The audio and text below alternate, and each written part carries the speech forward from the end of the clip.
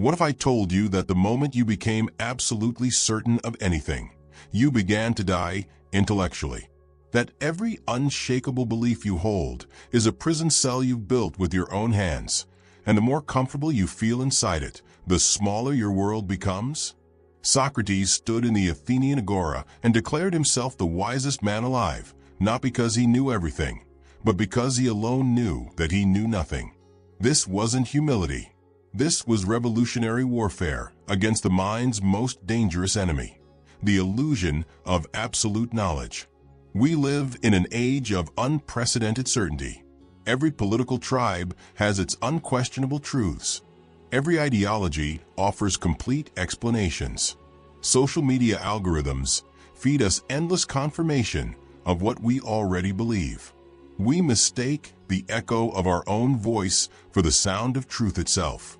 And in this comfort, in this mental security, something vital within us withers and dies.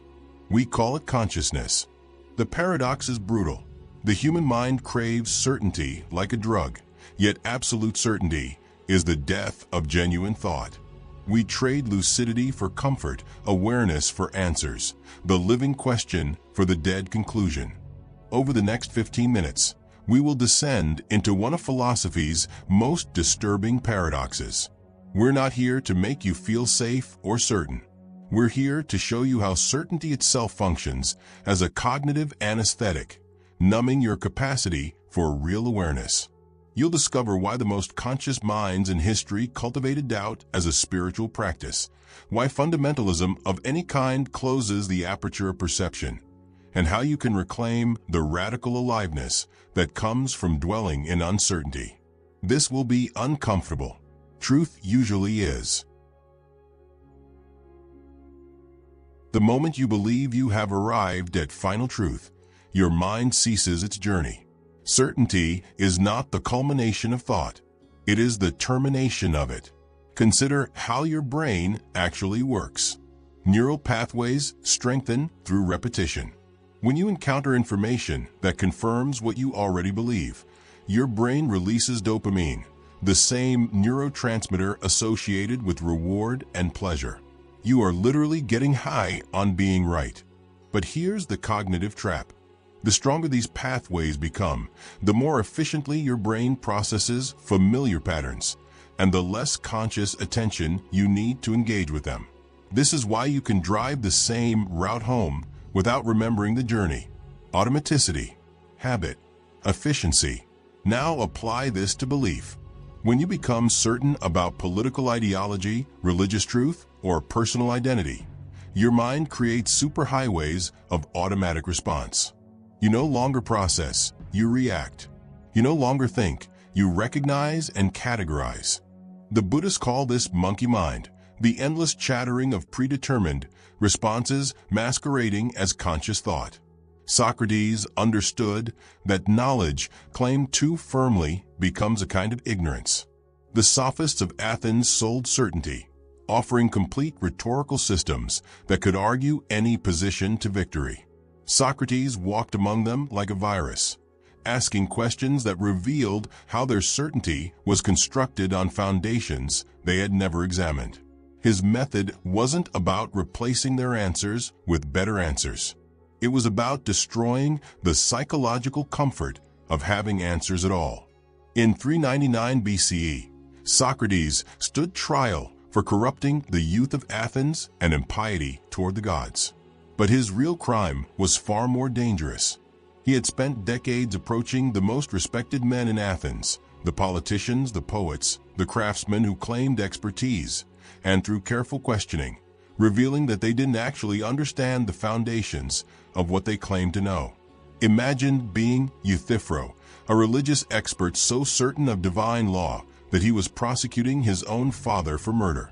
Socrates encounters him on the courthouse steps and asks a simple question: what is piety?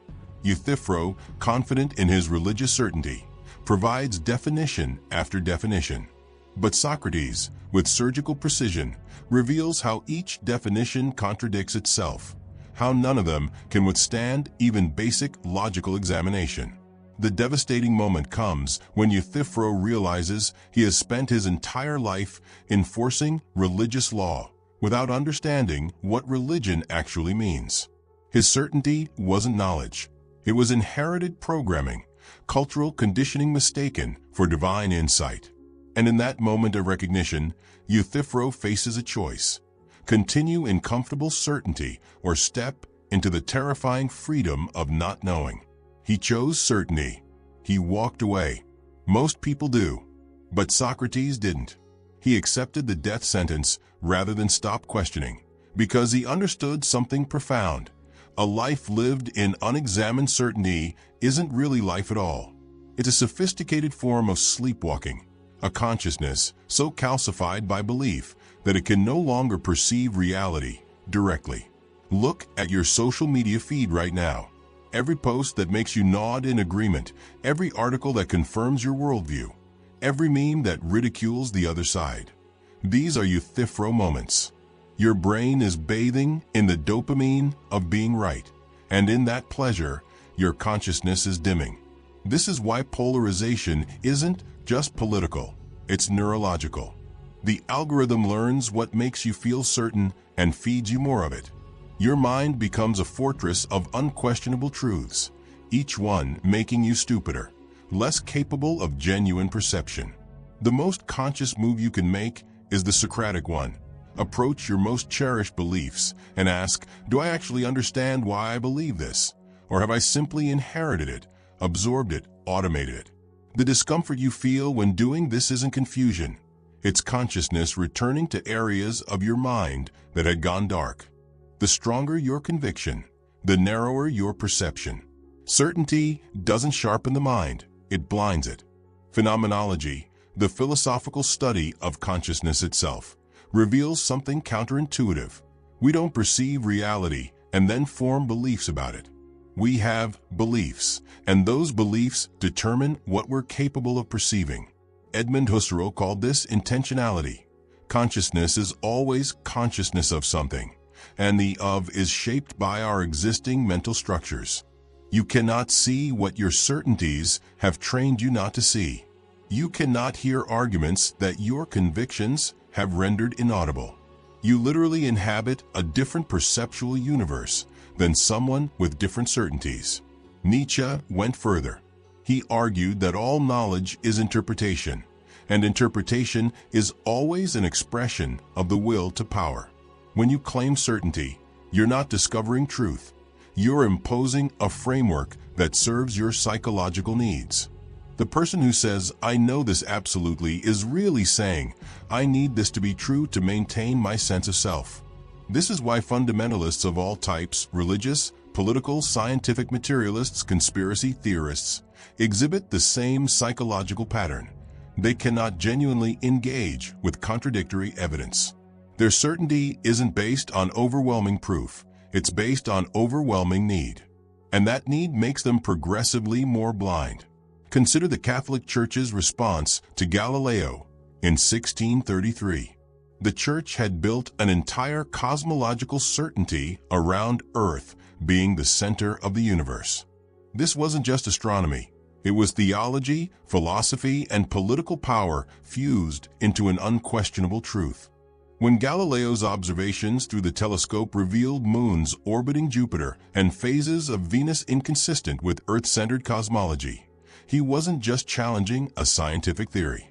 He was threatening the entire edifice of certainty upon which the Church's authority rested.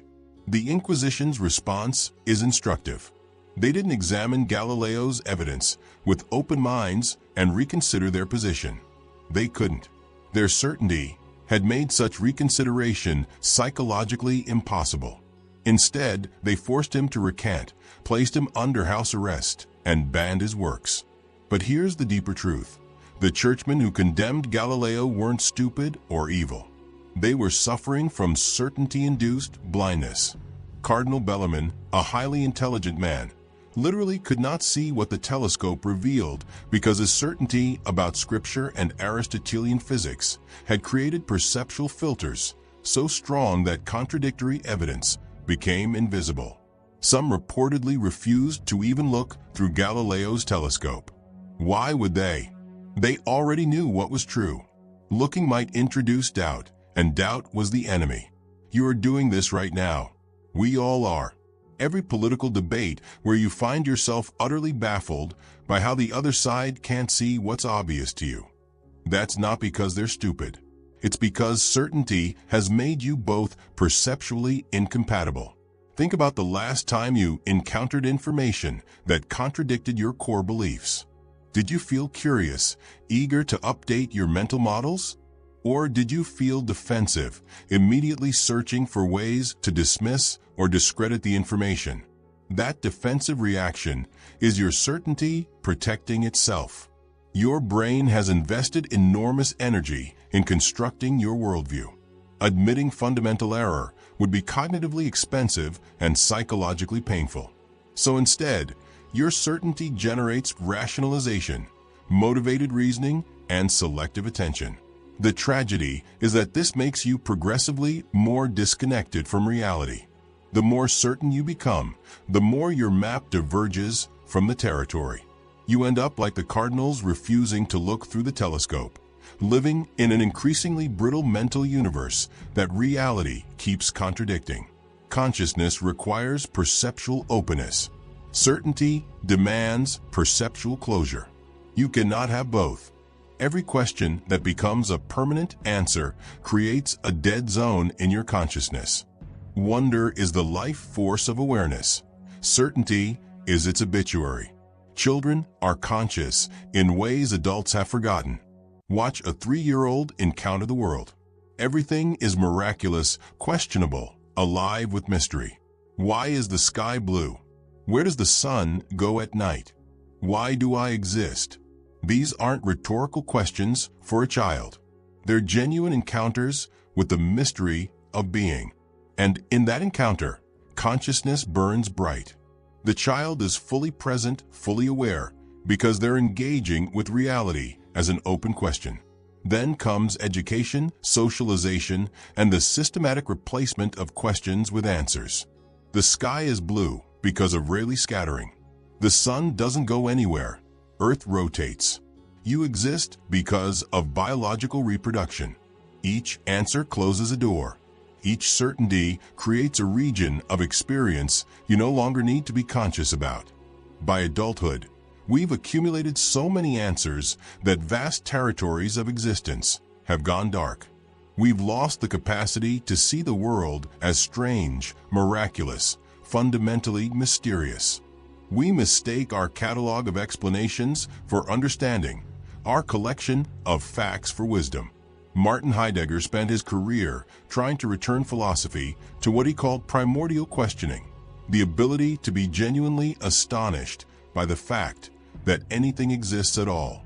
He argued that the history of Western thought has been a progressive forgetting of the fundamental question. Why is there something rather than nothing? We've become so sophisticated in our answers that we've lost the question itself. And in losing the question, we've lost authentic consciousness. The Buddha's awakening story is often misunderstood as a tale about finding answers.